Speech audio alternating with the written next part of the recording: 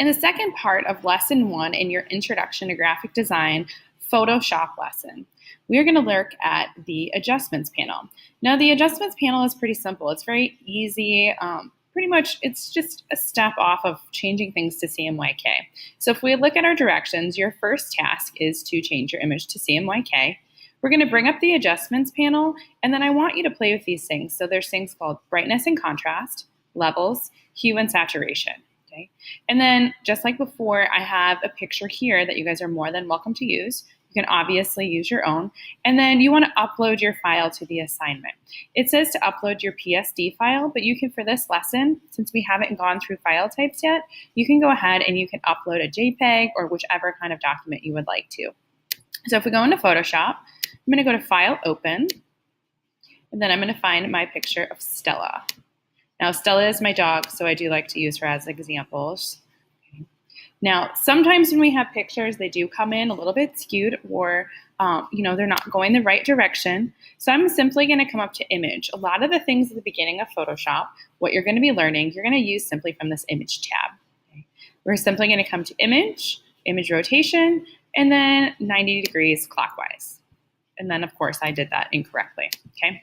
And so right there, I just did a Command Z or Control Z to go back, okay? We learned that in our very, very, very first Photoshop Basics lesson.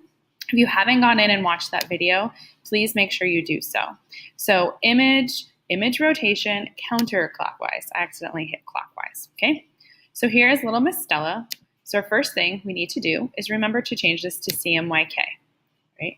Now that we've gone in and done that, I want you to go into Image, and then you're going to go to your adjustments. Now there's a bunch of different things here, but what I want you to play with is, brightness and contrast is going to be the first one.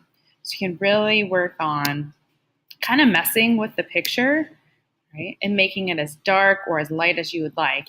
Now, for example wise, I'm actually going to make this thing look kind of weird and funny, and you're welcome to do that to your own too. Just so you guys can really get in and hone in on what all of these different techniques do. So I'm going to do OK. I'm going to go to Adjustments. So I went to Image, Adjustments, and then Hue and Saturation. Hue and saturation, I always feel like, at least my students that I teach in high school, they have a lot of fun with this. Because you can come in here and you can make things super, super fun. So you kind of get this Andy Warhol-ish sort of look.